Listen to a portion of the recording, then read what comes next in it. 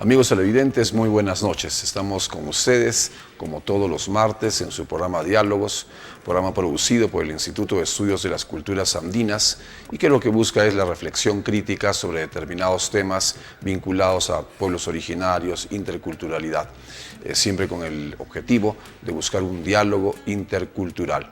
El día de hoy vamos a desarrollar un tema bastante interesante, bastante también preocupante, que es el referido a las licencias de agua y comunidades campesinas. Vamos a dividir en dos bloques el programa, como siempre lo solemos hacer. En una primera instancia vamos a conversar con Nazario Mamani. Él es presidente de la Junta de Usuarios de Agua de la parcialidad de Pare Cangachi en el distrito de Huacullani. Y en el segundo segmento vamos a conversar con Julio César Mejía de IDECA para ver la parte más legal. Pero bueno, inmediatamente vamos a charlar con Nazario Mamani, a quien le damos la cordial bienvenida. Nazario, muy buenas noches. Buenas noches. Primeramente les saludo, buenas noches. Luego le felicito por la invitación que está haciendo la IDECA a este programa. Así es. Nazario, hemos elegido este tema el día de hoy, el de las licencias de agua y las comunidades campesinas, porque verdaderamente ha ocurrido, pues, a partir de la Ley de Recursos Hídricos, un cambio en el manejo del agua en las comunidades campesinas. Y es bueno conocer desde el origen mismo, desde el sitio mismo, tú como comunero, que nos relates un poco este proceso y especialmente cómo ha sido, ¿no? Cómo ha sido antiguamente el manejo del agua y bueno, y cómo ha terminado siendo actualmente. ¿Cómo era el manejo del agua antes en las comunidades campesinas? Bien, señor conductor, antiguamente nosotros como nuestros abuelos, nuestros tatarabuelos, solamente utilizaban en pozos, solamente había pozos, también ríos y algunos lagunitas también existían en la comunidad, pero solamente nosotros utilizábamos así como de costumbre, ¿no? Entonces en esos pozos tomábamos y también tomábamos los animales, las chacras también los regábamos. Y otro también, hacíamos también ritos, ¿no? Pago a la Pachamama, entonces más abundaba el agua, ¿no? Entonces, y actualmente también ya pasó los tiempos y ya también los programas ya cambian, los leyes que vienen y ya están haciendo, entonces también ya viene el mejoramiento ese, ¿no? Entonces, yo particularmente el año 2002, no me equivoco, nosotros ya estábamos con el proyecto FONCODES y ya prácticamente había una construcción o sea, que instalación con tubos ya, ¿no? Entonces ya cada usuario ya teníamos nuestros piletas, las letrinas ya. De ese año ya tuvimos entonces, y pasó ya casi 10 años, no más de 10 años, y actualmente también apareció otro proyecto que es PROQUES. Entonces, y eso también ya está haciendo ya la misma situación, ¿no? Pero ya ha mejorado en los UVS, ¿no? Entonces una construcción de material noble, ya, entonces eso es servicio higiénico más que todo, ¿no? Entonces eso es lo que nos está aportando por parte del Ministerio de Viviendas, ¿no? Ese es entonces actualmente. Entonces en esos casos también nosotros ahorita nos encontramos preocupados porque prácticamente ya nos está prohibiendo, o sea que ya solamente es el consumo humano nada más, ¿no? Es él, entonces ya no podemos tomar agua para los animales, no podemos regar a las chacras, solamente es el consumo. Esa es la preocupación de nosotros, porque nosotros estamos acostumbrados en nuestra zona rural, de que Nosotros siempre hacemos, con esa agua nos hacemos tomar a los animales, nosotros también igual consumimos y también hacemos nuestros riegos cuando no hay lluvia, ¿no? Entonces ese es el agua. Entonces nosotros nos encontramos particularmente bien preocupados el día de hoy porque no nos completa. Además ya estamos ya nos está cobrando el pago del agua, ¿no? Porque nos ha dicho de que hay un requisito del PROCOES, nos pide de que hay un requisito, también de FONCOES también nos pedía, ¿no? Que hay un requisito que es fundamental, la licencia de agua, ¿no? Entonces nosotros eso hemos afrontado y listo. Entonces, y también no se llama, ¿cómo se llama? Entonces ahora nos encontramos que ya prácticamente ya estamos pagando del agua, ¿no? Entonces, claro, eso es lo que ha cambiado, pues, ¿no? O sea, antes ustedes tenían un manejo y un uso del agua de manera comunitaria, claro, de manera más autónoma. Ajá. Y ahora con la presencia del Estado a través de los diferentes entes, ya hay saneamiento, ya, bueno, se le llama saneamiento, ¿no? Pero lo que resulta, haces tú ver un detalle importante, que antes el agua, el consumo del agua, el manejo del agua era colectivo, era natural, y ahora pues hay esa variación, esa suerte de, como tú decías, ¿no? Mejoramiento, ¿no? La modernización, sí, claro. Y lo que implica también que el mismo Estado ahora, al crear las juntas de usuarios, es una forma incluso de administrar el agua, pero ya como agua, digamos, como agua potable en realidad, como si fuese la ciudad, ¿no es cierto? Así es, así es. Entonces eso nosotros también ahorita prácticamente, claro, nos dice de que tiene que estar ya clorado el agua, ¿no? Claro. Entonces bien, entonces y a nosotros nos afecta porque también hay niños también que tomando esa agua le hacen dar diarreas. Igual a los animales, porque no estamos acostumbrados, no estamos prácticamente acostumbrados con ese cloro que está echando, no estamos, porque nosotros siempre tomamos así agua natural, nada más, entonces en eso estamos acostumbrados. Entonces afecta más que todo a los niños, ¿no? A los niños y a los más ancianos también afecta, se choca también con esa agua, entonces a los animales más que todo, entonces baja el peso, hace dar diarreas, entonces por eso nosotros no queremos que esté con entonces.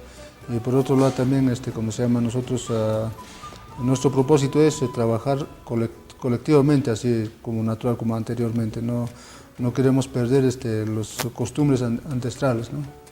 Claro, en realidad estas costumbres ancestrales implican también que hay un manejo ancestral del agua, ¿no?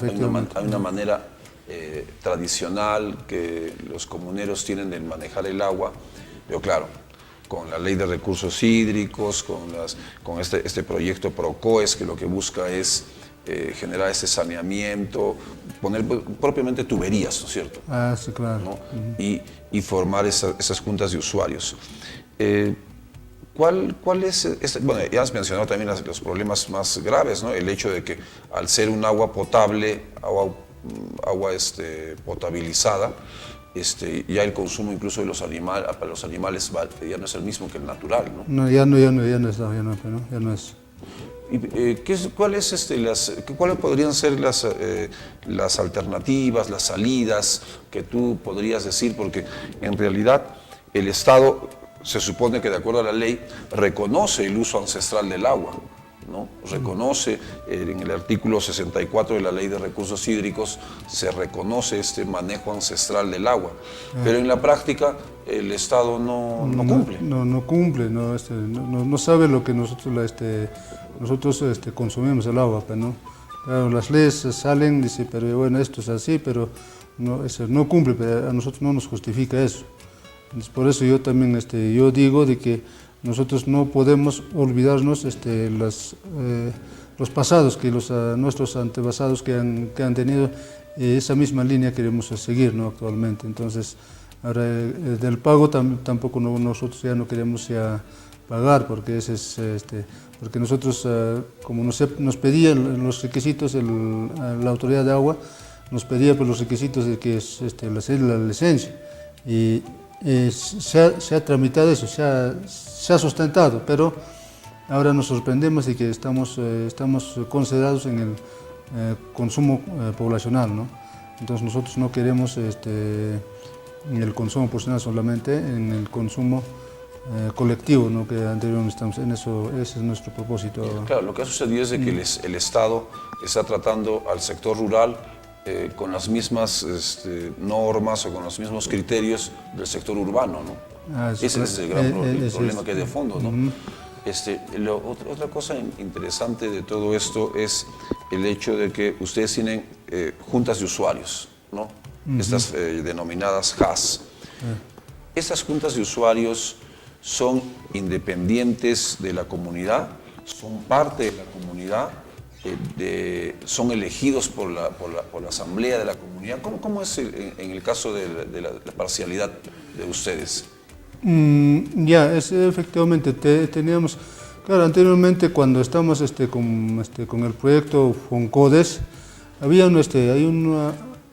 un comité de agua más o menos, no nombrado, pero y eso administraba, ¿no? Velaba también la discusión, la conducción de agua, todo eso, entonces cualquier cosa se malogra, entonces en eso estaba. Y ahora con ese proyecto PROCUES, obligatoriamente ya nos pidió de que debe haber un JAS, una directiva de JAS, ¿no?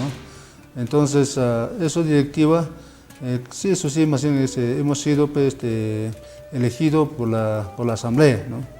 Nombrado por la asamblea, entonces prácticamente exigió el proyecto, pero no, porque debidamente tiene que haber una directiva de JAS, ¿no? Entonces por eso la población nos eligió, pero no, entonces nosotros somos elegidos que conformamos seis.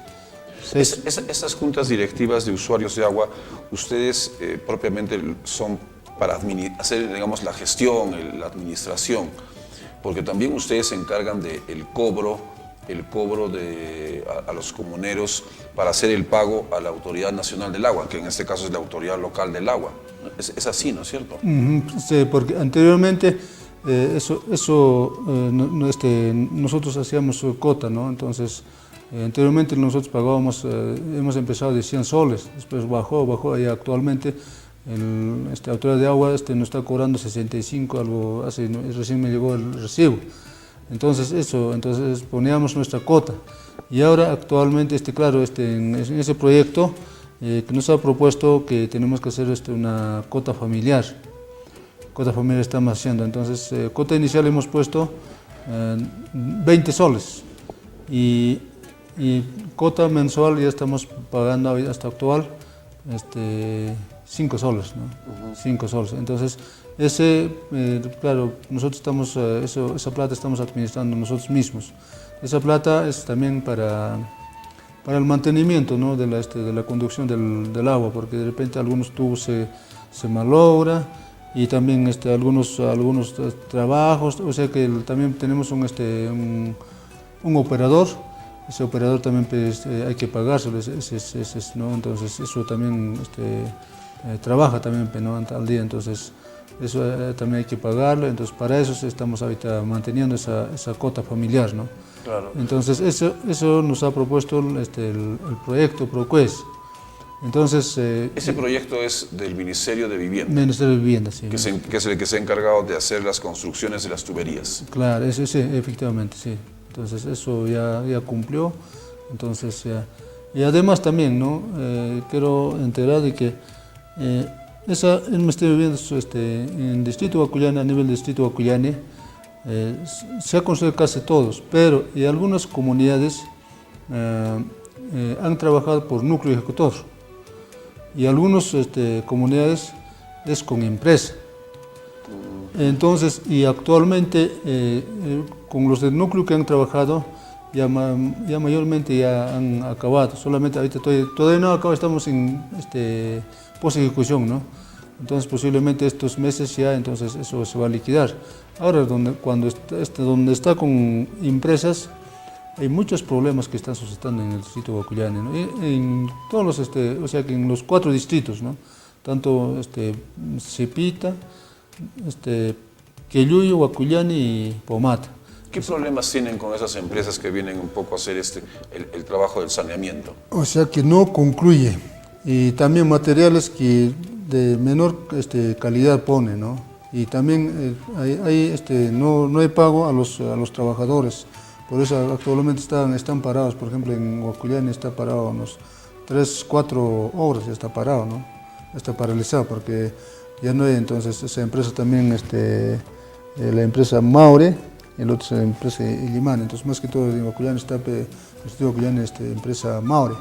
Entonces esa empresa ya prácticamente no administra bien prácticamente, ¿no? Entonces claro. esos problemas también hay ahorita entonces en Huacullani, fuera de mi parcialidad, ¿no? O sea, también estás, bueno, en realidad con esta ley de recursos hídricos y esta decisión del Estado de hacer el saneamiento rural, en realidad ustedes han pasado de hacer un uso natural, ancestral del agua, a ser usuarios como si fuesen pues usuarios urbanos, ¿no? De una ciudad, ¿no? Ese es un gran cambio que ha habido y como tú muy bien mencionabas, ¿no? Hay algunos desajustes que el propio Estado no cumple. Porque en primer lugar el Estado debería respetar el manejo ancestral del agua. Claro, a pesar, porque está en la ley, ¿no? A pesar que también tiene esa ley que está sacando, pero tampoco esa ley tampoco no cumple prácticamente. No cumple, entonces por eso nosotros ya, la población de la parcialidad, nosotros decimos de que respetamos a la ancestral que nosotros estábamos, ¿no? No queremos ya prácticamente Sí. Bueno, al Estado le ha faltado pues trabajar de manera coordinada, de manera intercultural, respetando los usos y costumbres de la comunidad, ¿no? Claro. Bueno, esperemos que esto se solucione porque es un problema que está latente en el sector rural, ¿no? Es un problema bastante presente. Bueno, agradecemos a Nazario Mamani la presencia para haber conversado de este tema de las licencias de agua en las comunidades. Quizás unas palabras finales, Nazario, alrededor de este problema que ustedes están viviendo. Muy bien, gracias. Para finalizar, yo también quiero agradecerles a usted como conductor y también a la institución EDECA, de que este programa para mí es muy saludable, porque es la preocupación de todas las comunidades y también nosotros también le agradecemos muy anticipadamente a ese programa, ¿no? Nada más sería para terminar. No, muchísimas gracias más bien a ti, Nazario, porque de esa manera conocemos los problemas que hay en las comunidades y particularmente esta decisión estatal de ingresar, ¿no? A hacer saneamiento de agua en el sector rural, pero que como estamos viendo no logra hacer un trabajo con estándares de interculturalidad, de respeto al manejo ancestral del agua que tienen las comunidades. Pero bueno, en el siguiente espacio vamos a conversar con Julio César Mejía de IDECA para un poco ver la parte ya más legal y la parte de política pública que hay detrás, porque este problema es un grave problema que hay en el sector rural, que como hemos visto, de haber manejado de manera ancestral el agua, ahora tienen incluso que hacer una especie de sedapar rural en cada parcialidad y administrar de manera financiera, terminar pagando esta licencia para el uso del agua. Pero bien, hagamos una pausa comercial y regresamos luego con Julio César Mejía.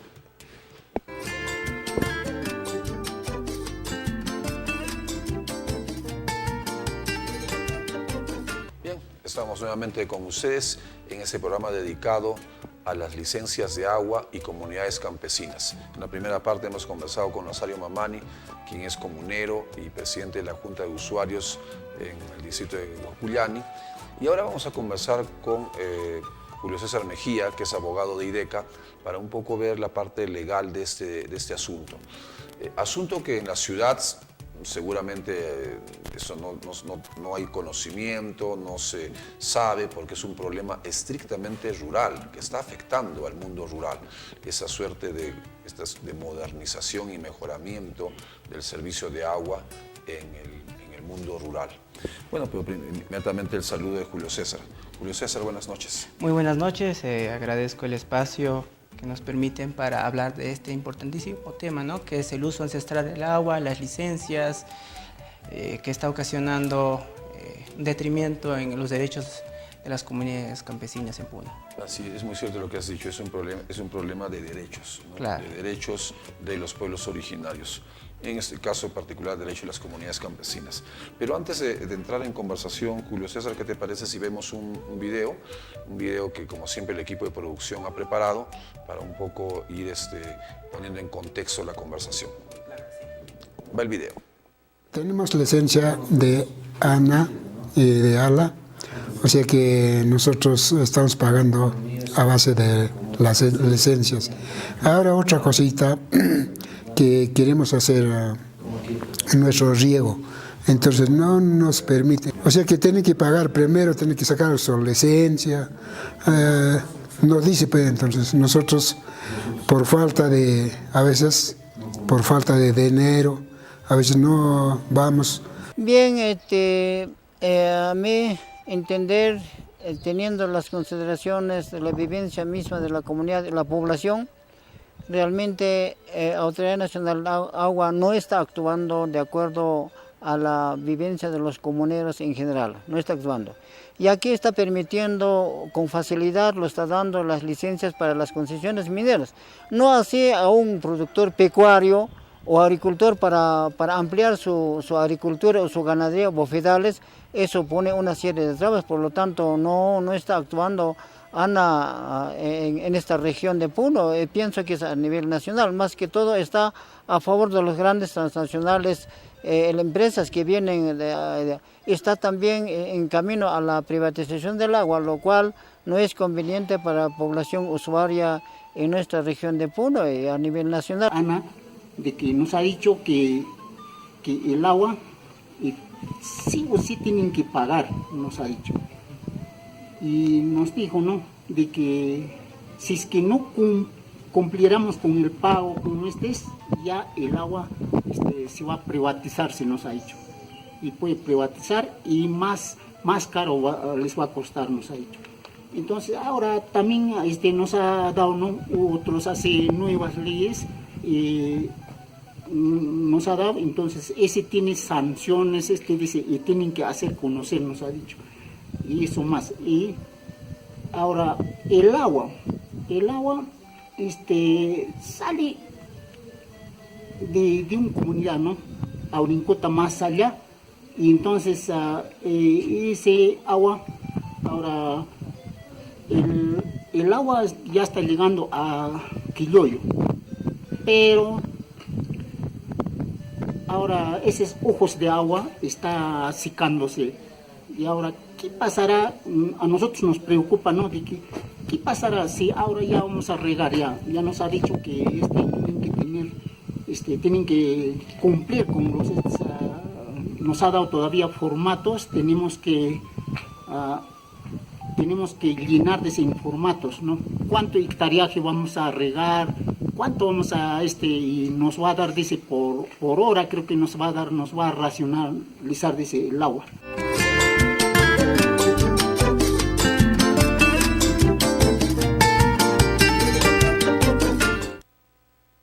Bien, han sido algunas versiones de esta problemática de las licencias del agua, especialmente en la zona sur, ¿no?, como hemos podido ver. Pero bueno, Julio César, entremos más por el lado legal.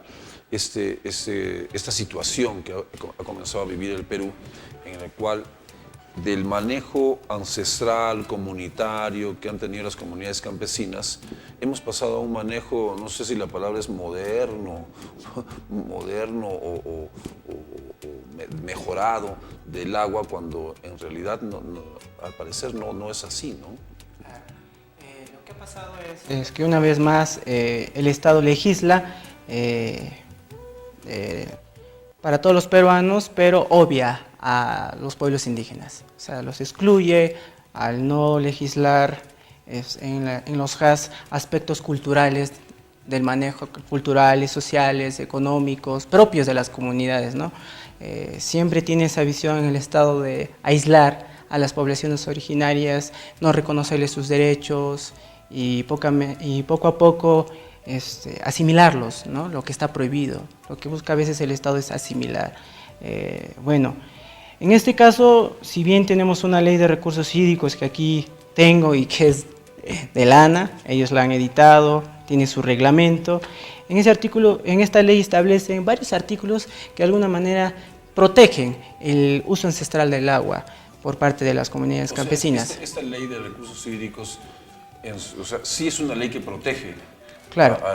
El recurso hídrico, mejor dicho, el manejo ancestral del agua. Claro, solo para una muestra, por ejemplo, el artículo 64, digamos, es uno que señala que el Estado reconoce y respeta el derecho de las comunidades campesinas al uso ancestral, pero párrafo abajo señala que ningún artículo de esta ley, dice, debe interpretarse de modo que menoscabe los derechos reconocidos a los pueblos indígenas en el convenio 169 de la OIT, lo que significa que todo lo que está en esta ley tiene que interpretarse con el convenio. Entonces, en el convenio ya te da una apertura más amplia, protege de mejor manera lo que está regulado aquí. Pero parece que ese artículo, claro, ese artículo Claro. está muy bonito, pero Pues parece sí, que se ha hecho el artículo solo por cumplir con algún tipo de convenio internacional, ¿no? Claro. No es porque al Estado realmente tenga la convicción de respetar los derechos de los pueblos originarios. Claro, claro. Lo que se está viendo es que por un lado tiene la ley de recursos hídricos que tiene, digamos, un marco legal que protege a los derechos fundamentales, está el convenio, la propia Constitución, pero al otro lado está empezando a tener políticas que están desarticulando lo colectivo de la comunidad, ¿no? Esto es lo que comentaba el hermano, de que ahora hay que tener una junta de usuarios para administrar lo que el Estado le llama saneamiento. Digamos, tiene un lado bueno, pero tiene un lado malo también, ¿no? El lado bueno es que el Estado está preocupado porque las comunidades, como todo, ¿no? Es más, prueba de ello es que recientemente en la Constitución Política se ha incorporado el artículo 7A que dice, ¿no?, que el derecho al agua potable es un derecho humano, universal, ¿no? Entonces, en ese sentido, la preocupación del Estado es sanear, ¿no?, que los pueblos originarios tengan agua potable, ¿no? Pero por el otro lado, la estrategia, los medios que está usando no está tomando en cuenta lo cultural, el uso ancestral, la manera en que ellos ya tenían esta relación con el agua, ¿no? Entonces eso lo está dejando de lado. Por más que ya hay su propia ley que lo regula, entonces eso está ocasionando problemas, ¿no? Pero hay que diferenciar siempre dos cosas. La ley de recursos hídricos tutela los derechos y la ley de saneamiento que tiene el Ministerio de Vivienda busca básicamente acceso al agua potable, ¿no? Y para eso ha emitido varias políticas para hacerlo, ¿no? Pero esta política en su fondo está quitando lo cultural, quitando lo social, lo espiritual del agua, ¿no? No lo está tomando, como bien señalas, lo está tomando como si fueran ciudadanos urbanos, ¿no? Como que uno en la comunidad, por ejemplo, no hay esa costumbre de ir pagar su recibo de agua, ¿no? Entre los comuneros, ¿quién va a cobrar el recibo de agua? ¿Quién va a ser el pequeño sedapal? Entonces, ellos nunca han tenido esa costumbre, ellos acceden a recursos directamente de la fuente, ¿no? Y tienen una relación así. Nunca se ha dado, pero bueno, esa es la medida que el Estado está dando. Lo que se nota es de que el Estado carece de un enfoque intercultural, claro, es eso, para legislar, sí, para establecer políticas públicas, ¿no? Sí. O sea, no toma en cuenta la cultura ancestral, la cultura andina, los usos, costumbres, lo que acabas de decir, esa relación espiritual que se tiene con el agua o con cualquier otro elemento de la naturaleza, pero no toma en cuenta y también está avasallando, sí, y tratando de quebrar el espíritu comunitario y el sentido comunitario de la vida en las comunidades, ¿no? Porque, como Nazario indicaba, que también hay empresas privadas que se encargan de hacer el trabajo de saneamiento, se tiene que generar una junta de usuarios que termina siendo un recaudador claro, de cuotas para hacer el pago respectivo a la autoridad local del agua. Bueno, en realidad el neoliberalismo en el mundo rural. Claro, lo que está pasando también es que la junta de usuarios, o sea, la comunidad que digamos no se informa sobre el marco legal constitucional que lo protege, piensa que las JAS es la única manera de acceder al agua.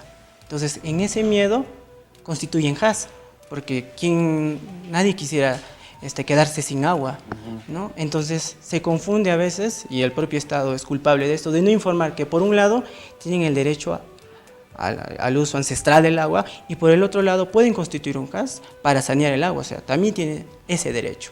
Incluso la propia ley hace una diferencia tajante, dice, cuando se trate de obras hidráulicas, las comunidades mantienen su derecho al uso ancestral, o sea, es compatible. Por un lado, el que estamos llamando desarrollo, saneamiento, pero también ese desarrollo tiene que ser compatible con el uso ancestral. Es una suerte de armonizar, por un lado, la política de saneamiento y por el otro lado, el uso ancestral. Entonces, hay que armonizar esto y ambos pueden convivir, ¿no? Claro. Ese último punto que acabas de mencionar de este artículo 107, Sí. de que cuando se desarrolla infraestructura hidráulica en las zonas rurales, que ese es el caso que estamos tocando, analizando. Se tiene que hacer con el debido respeto a los derechos ancestrales de los pueblos originarios. Claro, de hecho sí. Pero lo que no puede entender es por qué no cumple el Estado lo que la ley dice, o sea, lo que es la ley del propio Estado. Es la ley del propio Estado, por eso decía, es curioso que la propia Autoridad Nacional del Agua edite esto y no sepa el contenido. Pero hay también hay formas de remediar esto, ¿no? Hay procesos constitucionales, podemos judicializar la vía como una forma digamos, de hacer que el funcionario o la autoridad que no quiera acatar esta ley, lo haga. Y hay un proceso que se llama exactamente el proceso de cumplimiento, que digamos sería una salida legal para tratar de, de hacer que la autoridad o el funcionario cumpla con esta ley, cumpla con otorgar los usos ancestrales, cumpla con proteger el lado cultural, espiritual del agua, esa relación que tiene. Que está en la ley. Que está en la propia ley. Así es. Pues bien, vamos a hacer una pequeña pausa comercial, Julio César, para seguir conversando de este tema, que en realidad es un tema espinoso porque se está afectando directamente los derechos de los pueblos originarios, los derechos de los pueblos indígenas, y quien está vulnerando no es un agente externo o un agente de la sociedad civil, no, es el propio Estado, implementando una política pública que desconoce los derechos de los pueblos originarios. Pero bueno, vamos a seguir conversando. Hacemos una pausa y retornamos.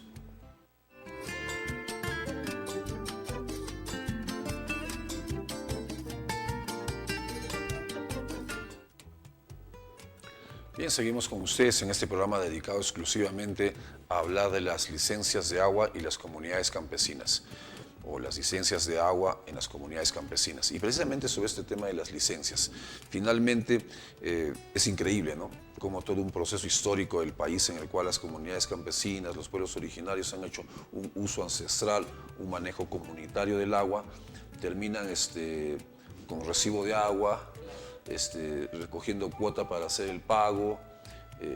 Es una cosa que, claro, uno puede decir, claro, es la modernización, es el saneamiento, y el saneamiento tiene costo, Sí. ¿no? Pero hay que aclarar que como el Estado respeta y le reconoce un derecho, este derecho al uso ancestral, las comunidades no deben de solicitar licencias de uso de agua, porque las licencias está determinado a terceros, para actividad productiva, para una actividad económica, pero el uso ancestral no, en principio, no debería solicitarse. Es que pues, yo no debo ejercer, o sea, no puedo ejercer mi derecho solicitando, ¿no? O sea, ¿qué derecho fundamental se ejerce? No sería derecho. Claro, ya no sería derecho. ¿Qué derecho fundamental se ejerce con una solicitud o una licencia? En ese sentido, así lo está viendo. Entonces, las comunidades no están exoneradas de las Pero licencias. parece que el Estado parte de un concepto de desprecio del mundo rural, Claro. ¿no? O sea, que el mundo rural tiene que adaptarse, acoplarse, tiene que modernizarse, tiene que seguir las pautas que establece el Estado, pero a la vez es como una escopeta de dos cañones, ¿no? Pero por otro lado, reconoce la cultura, el uso ancestral. Claro. ¿Por qué? Porque los convenios internacionales le exigen al Estado peruano. Pero en la práctica el Estado lo que quiere es hacer esta suerte de privatización, de entrar, de producir mercado, o sea, toda la idea del mercado dentro del mundo rural. Claro, pero siempre, digamos, esto tiene límites, ¿no? O sea, esta política, lo importante aquí es que acabamos de observar de que el Estado no tiene esta política intercultural, ¿no? Y lo que señala se llama, las Naciones Unidas lo denomina asimilar, y está prohibido que los Estados asimilen a los pueblos originarios. Asimilar significa homogenizar. Claro, exigirle, ¿no?, que se adecue. Que se adecue, y eso está prohibido. Esa es una prohibición expresa que cualquier Estado, ¿no?, tiene que cumplir, no debe hacer eso. Y ahora, como decía, las licencias están encaminadas para la actividad económica, ¿no? O sea, no es el sentido de que una comunidad se acoja una licencia para acceder a su uso ancestral del agua. Sí, y ahí viene el problema intercultural, ¿no? Claro. Porque el Estado no reconoce que hay una matriz cultural diferente en el mundo rural, ¿no? Claro. Y que tiene que saberla, pues, comprender, codificar o decodificar para establecer una buena relación, ¿no? Bueno, en realidad es un caso, bueno, una vez más, ¿no?, el Estado peruano carece de este enfoque intercultural, claro, ¿no?, en este caso particular, ¿no?, que estamos viendo del agua. Y eso que en la Constitución señala, artículo 219, que tenemos derecho a la identidad étnica y cultural. O sea, desde la Constitución debería partir esto, pero como bien señalas, es letra muerta, ¿no? Claro, es que lo que sucede es que cuando decimos derecho a la identidad, uno se puede imaginar que es la parte un poco más festiva, la parte un poco más claro, folclórica, dancística, pero si uno se da cuenta, la identidad es un asunto muy político. Sí, de hecho sí, y es transversal también. O sea, a veces no lo tocamos desde las dimensiones que deberíamos tocar. Por ejemplo, hablamos desde el derecho, por ejemplo, tenemos que hacer una interpretación intercultural de las normas. No es una interpretación de aplicación de la ley y ya, ¿no? Entonces, hay varias, somos un país pluriétnico, multicultural, tenemos que asumir esa condición para aplicar las políticas, ¿no? Y cuando no asumimos esa condición, salen estas políticas disgregadas que terminan fragmentando la identidad, lo cultural, terminan asimilando a los pueblos originarios, ¿no? Un asunto que habíamos estado conversando también antes de la entrevista o de la conversación es que existen estas leyes, existe la ley la 29338, que es la ley de recursos hídricos, existe este proyecto PROCOES del Ministerio de Vivienda y Construcción, pero también el Estado comienza a producir legislación, decretos legislativos, decretos, bueno...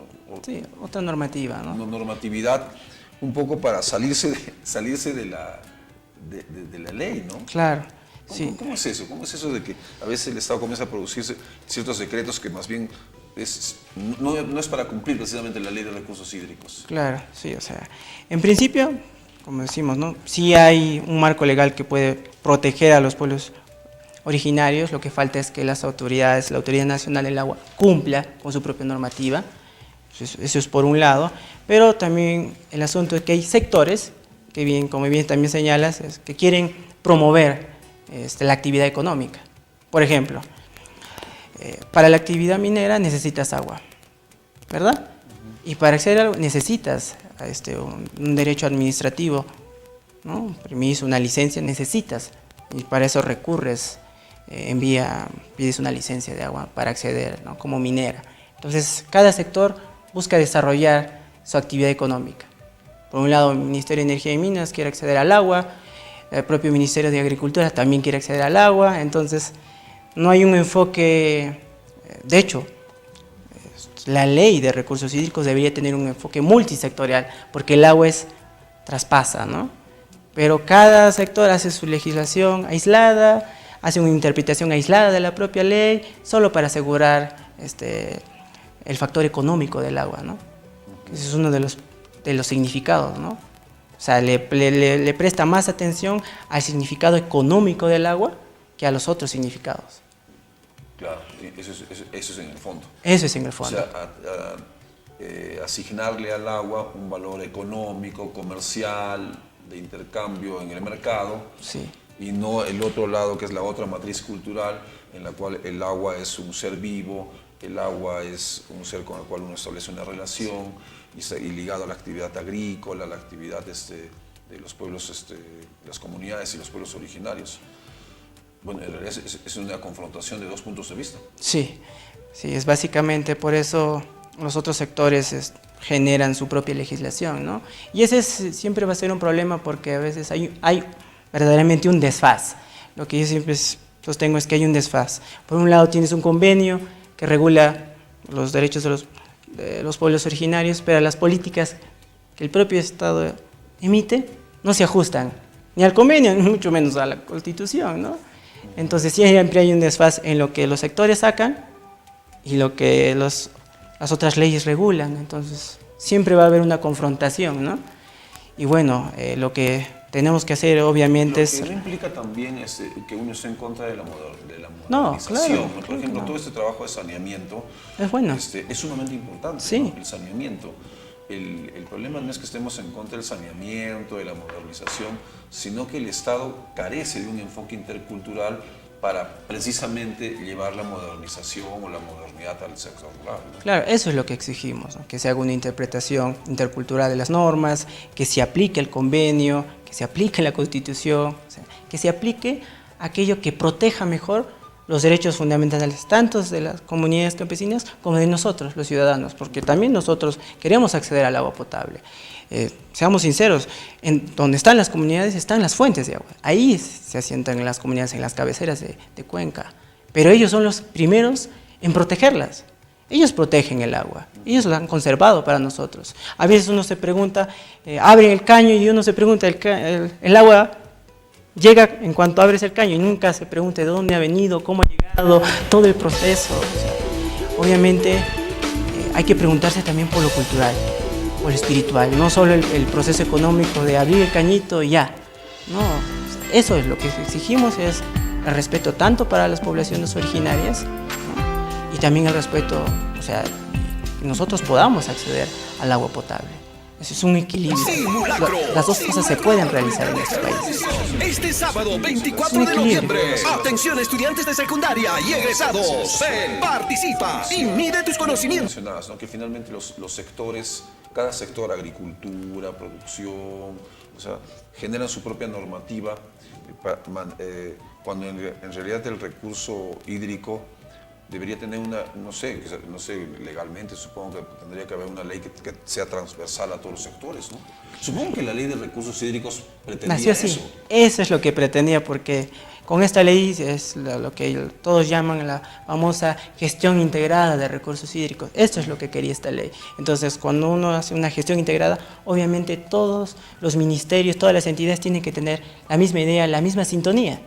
Entonces, cuando uno da prioridad a ciertas actividades, entonces termina vulnerando derechos. O sea, lo que queremos en sí, básicamente es, si se hace saneamiento, también tiene que respetarse el uso ancestral. Y ese saneamiento tiene que también ser participativo, tienen que las comunidades participar. Las comunidades participan de la gestión integrada del agua, entonces no se les puede negar esta participación. No se les puede negar sus saberes ancestrales. O sea, también la propia ley reconoce los saberes ancestrales, la tecnología que tengan las comunidades para haber protegido durante todo este tiempo el agua. El agua la tenemos gracias a la protección de las comunidades. O sea, lo que se exige es la participación, tanto de todos, ¿no? Y la protección de los derechos fundamentales de todos, ¿no? Y un enfoque intercultural. Claro, que el Estado no tenga un enfoque intercultural. Bueno, cosa que en muchos, no solamente en este caso que estamos viendo del agua, pero en muchos otros espacios de la vida política, social, el Estado carece de ese enfoque intercultural, ¿no? Siempre hay esa cosa bien monocultural, ¿no? De imponer normas, de imponer procedimientos, de imponer un esquema de Estado, ¿no?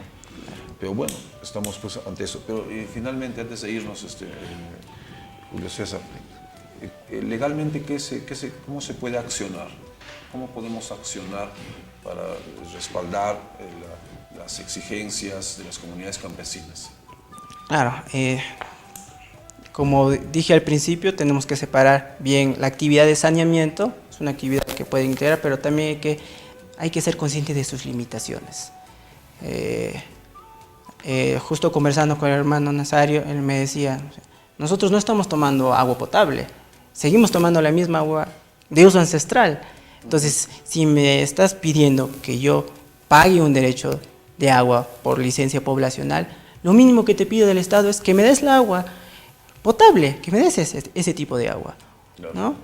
Entonces, hay que también darse cuenta de las limitaciones que tiene este saneamiento, ¿no? Y lo que se puede accionar, la Constitución establece el propio convenio mecanismos, por ejemplo, como el proceso constitucional de cumplimiento, que es básicamente cuando un funcionario, una autoridad, no quiere acatar con los mandatos que la ley le impone, que la Constitución o el propio convenio, se le puede vía judicial exigir el cumplimiento. Entonces aquí podemos exigir la política intercultural, le podemos exigir el uso ancestral, le podemos exigir un saneamiento intercultural. Eso es lo que quisiéramos, un saneamiento donde puedan participar verdaderamente las comunidades y se les asegure el derecho al uso ancestral del agua, que es un derecho fundamental que ellos están pidiendo. Así es. Bueno, tiene que ser eso, ¿no? Exigir, como tú dices, ¿no? Exigir este cumplimiento, ¿no? Finalmente, el Estado, si produce una legislación que en la letra aparentemente es intercultural, bueno, la sociedad civil tendrá que exigirle que cumpla, ¿no? Claro. Esa es la idea. Bueno, Julio César, muchísimas gracias. Hemos tocado este tema, que es un tema espinoso. Espinoso porque es un problema latente en el sector rural y como ciudadanos en las ciudades, valga la redundancia de ciudadano en la ciudad, pero no estamos muy enterados, ¿no? No estamos muy enterados, no le tomamos la debida atención a estos problemas que se dan en el sector rural con nuestros hermanos del campo. Bien, de esta manera llegamos al punto final de la edición del día de hoy. Hemos conversado sobre las comunidades campesinas y estas licencias de agua, que son un problema que está latente en el mundo rural. Nos despedimos hasta la próxima semana y no sin antes recordar que el día de mañana a las 9:30 en Radio Pachamama, Hablemos de Nuestro Mundo, nuestro programa radial, vamos a seguir conversando ya en el estilo radiofónico de IDECA, este tema de las comunidades campesinas y la licencia de agua. Así es que mañana a las 9:30 en Radio Pachamama. Y de esa manera también llegamos a nuestro punto final. Muchísimas gracias por su atención y nos vemos la próxima semana.